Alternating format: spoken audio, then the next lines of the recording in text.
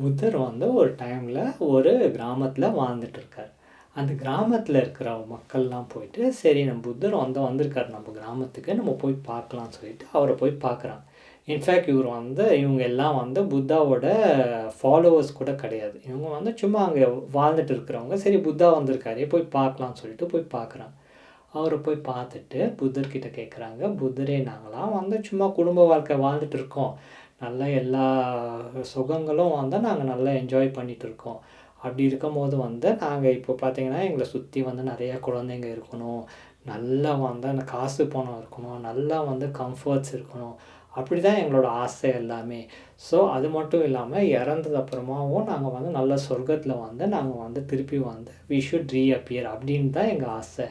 இந்த ஆசைகள்லாம் வந்து நிறைவேறுற மாதிரி எங்களுக்கு நல்லா வந்து ஒரு டீச்சிங் கொடுங்க அப்படின்னு சொல்லி கேட்குறாங்க. புத்தரும் சொல்கிறாரு, சரி நான் வந்து உங்களுக்கு ஒரு டீச்சிங் கொடுக்குறேன் அப்படின்னு சொல்லிட்டு ஒரு டீச்சிங் கொடுக்குறாரு.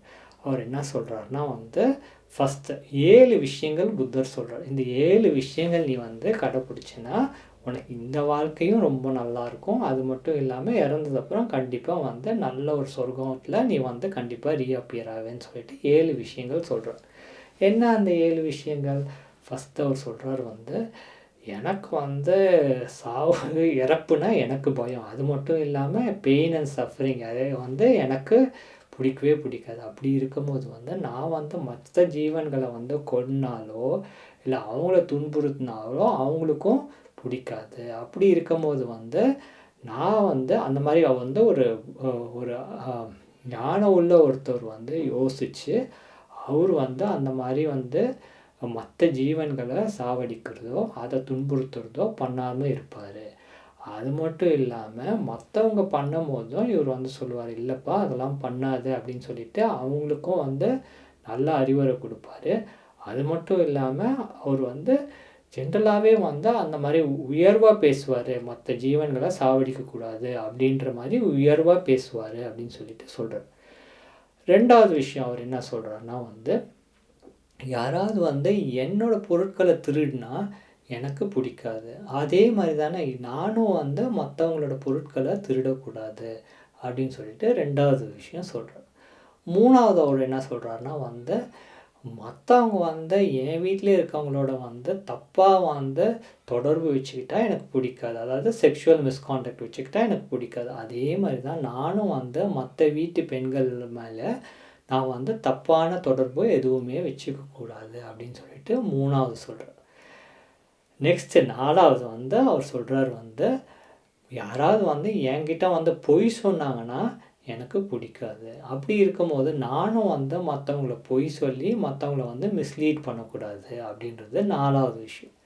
அஞ்சாவது விஷயம் அவர் என்ன சொல்கிறாருன்னா வந்து, யாராவது வந்து என்கிட்ட வந்து பிரித்து வைக்கிற மாதிரி, அதாவது என்னோடய குடும்பத்தில் இருக்கவங்களோ என்னோடய நண்பர்களை வந்து பிரித்து வைக்கிற மாதிரி மற்றவங்க வந்து பேசினா எனக்கு பிடிக்காது. அதே மாதிரி தான் நானும் போய் மற்றவங்கள பிரித்து வைக்கிற மாதிரி பேச்சு நான் பேசக்கூடாது அப்படின்னு சொல்லிட்டு அவர் வந்து சொல்கிறார்.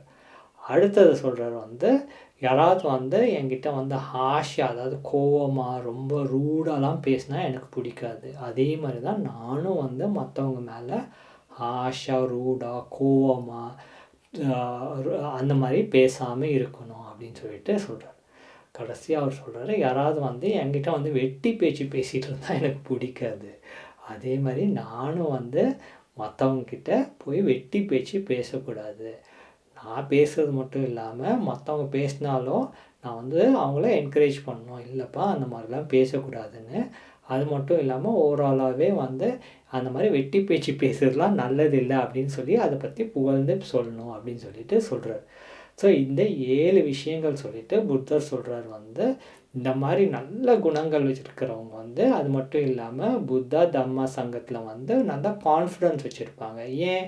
புத்தர் தானே டீச்சிங் இந்த டீச்சிங் யார் ஒரு டீச்சர் வந்து ஒரு டீச்சிங் கொடுக்குறாருன்னா அவர் மேலே ஒரு கான்ஃபிடன்ஸ் இருந்தால் தானே அதை வந்து ஃபாலோ பண்ணுவாங்க. இப்போ நீங்களே வந்து மேக்ஸ் டியூஷன் போகிறீங்கன்னா அந்த மேக்ஸ் மாஸ்டர் மேலே கொஞ்சமாவது கான்ஃபிடன்ஸ் இருந்தால் தானே அவர் சொல்லிக் கொடுக்குற மேக்ஸ் மண்டையில் ஏறும். அந்த மாதிரி தான்.